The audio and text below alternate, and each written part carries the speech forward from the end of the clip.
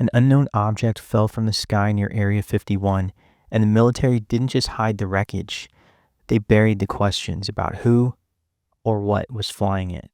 Welcome back, my friends. Welcome back to another episode of The Briefing. Thank you to all the new subscribers. And if you are new here, please consider subscribing. Around here, we pull out all the hidden threads, testimony, history, and evidence most people never even hear about. Guys, I am back. Last time I spoke to you, we were kind of covering this whole Three-Eye Atlas thing, kind of seeing it was about to make its closest approach to the sun. It has since made that approach, and no, we didn't get any aliens landing. We have yet to get any confirmation about whether or not this is an alien craft or what it is. But what we did get were more anomalies. Since then, Avi Loeb has gone on Joe Rogan.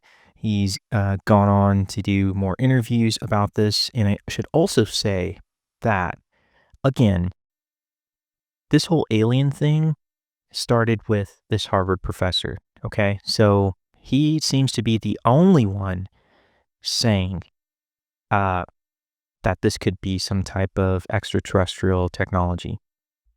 So we have this, this is what's going on. So first evidence of non-gravitational acceleration, and things just get even more interesting. According to Dr. Loeb, new data shows the object's motion near the sun was influenced by forces beyond simple gravity. Okay, so, it's not using the sun's own gravity as a slingshot. It did something weird. And now, the other thing that's strange about this is this huge screaming contradiction, okay? Because now it is blue. So comets are supposed to be cold space rocks, okay? They're supposed to be cold space rocks, so they should appear redder than the sun. But we have this blue light, which Dr. Loeb is saying that indicates an impossible for a rock. Indicates a very high temperature. So let's check this interview out where he talks about it. But before I should go on and say, in this interview, he's talking about where we're at. Okay, so we do have more anomalies, but still we're getting stonewalled by NASA. As a scientist, he's been sending emails, and he's been getting no response back, actually. But his emails are, hey, I'm a scientist. I should be able to have this to analyze the data, and we're getting silence from NASA. We've still yet to get these high-resolution photographs taken by the HiRISE orbiter when it made its pass through Mars. That would tell us and give us a good look at what this thing could be, but we've yet to get that. Let's check out this interview, what he talks about the anomalies.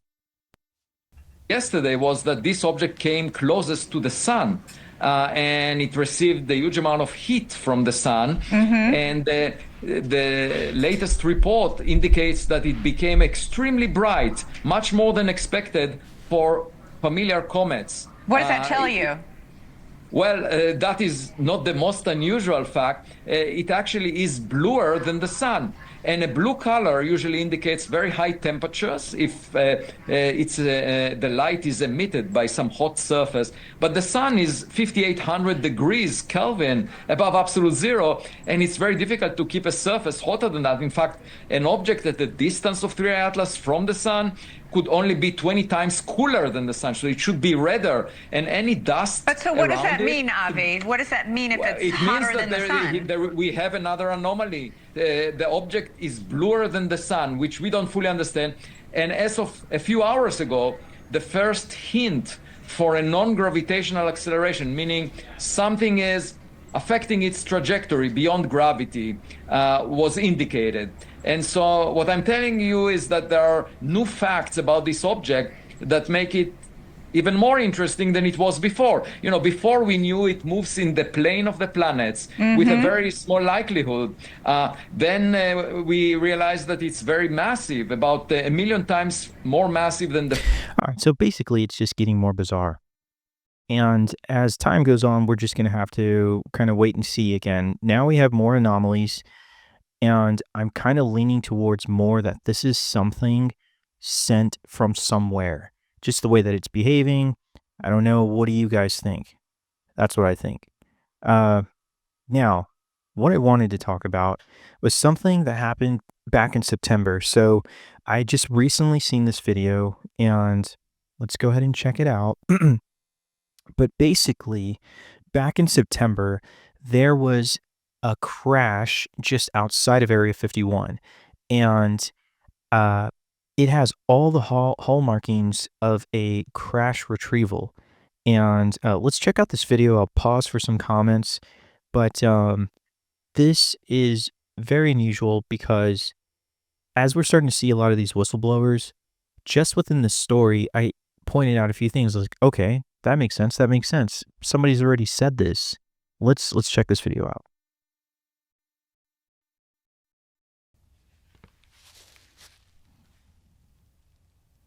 Record radio traffic inside Area 51 round the clock. On the morning of September 23rd, York Arnu heard some astonishing news. Had my cup of coffee and I'm listening to Area 51 security, and all of a sudden they get very serious. Locked down the base. Arnu learned there'd been a large but totally secret air operation in the middle of the night and that something had gone wrong. So we just had an asset go down. We had an asset go down. This is not Creech security, this is Area 51 security. And they had an asset go down. And then the next thing. Yeah, clear. Also, short be advised, is a UAV unmanned aircraft with ordnance. He picked up details about strict security measures which were implemented almost immediately. So I should just say that, it's not necessarily means that there's a spacecraft, but, it could be anything, right? UAP with an ordnance, right? So it had a bomb. Could it be a drone? And, what is this guy doing, like listening into, is that what he does all day? That's what I was thinking. Let's listen more. Not only was Area 51 itself locked down, but within a very short time, so too was a large swath of the Tikaboo Valley. It became clear that some kind of craft had crashed miles outside of Area 51's boundaries on public land adjacent to Highway 375, also known as the ET Highway. Arnu jumped in his truck and headed south from his home in Rachel. But while driving on what's known as Mailbox Road, he ran into an armed patrol. They had the gun in front of them, not pointed at me, but very visibly in front of them. And it was clear they meant business. He backtracked and headed south on the ET Highway to Groom Lake Road, the main entrance to the base. It too was blocked off by sheriff's deputies and military security. A military helicopter with an attached basket was sitting there, presumably ready to haul out wreckage of something. A pair of... I just wanted to stop on that real quick because that reminds me, if everyone remembers Jake Barber's, the whistleblower who had the video of the egg. This is what he did, right? He's a contractor. He flew in a helicopter with a basket or whatever they were recovering. They strapped it up and they flew it out there. And you have to also think, right? These things are their prized possession, like assets, prized possessions, whatever, gifts, whatever you want to call it. And the one thing that stands out about this story is that this huge military, like paramilitary presence, whether they're contractors or whatever, over a drone that crashed in the desert on public land, that and this helicopter basket, just screams crash retrieval. To me, at least, after hearing all these whistleblowers. Maybe. Let's keep watching this. Porta potties suggested the team planned to be there for a while. Almost the entire Tikaboo Valley was shut down. At the Little Ailey Inn in Rachel, employees were in the dark about a crash, but saw the beefed-up security at closed-off roads and knew something big was unfolding. Crashes are not an everyday occurrence out here, but locals have seen plenty of them over the decades. If this thing would have crashed anywhere in restricted airspace, in restricted area, we would have never known about it. After being turned away from the presumed crash site, Arnu and the aerospace sleuths on his website, dreamlandresort.com, began gathering and sharing bits and pieces of information.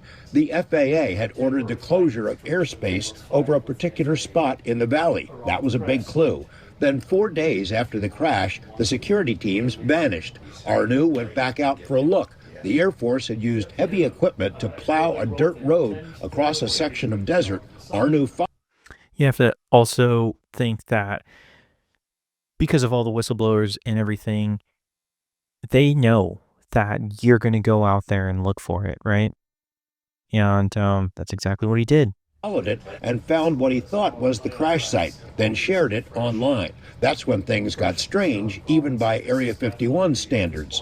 A second wave of cleanup crews descended on the site, presumably to pick up any remaining debris, but they also used graders to cover the entire area with a thick layer of dirt, literally a cover-up. Creech Air Force Base, which is home to a fleet of Reaper drones and other UAVs, issued a statement explaining that the, quote, unmanned aircraft was one of theirs. The same statement claimed someone had been tampering with the crash site and had scattered assorted pieces from other aircraft, along with an inert training bomb. The Air Force said the FBI was investigating this alleged tampering at the site.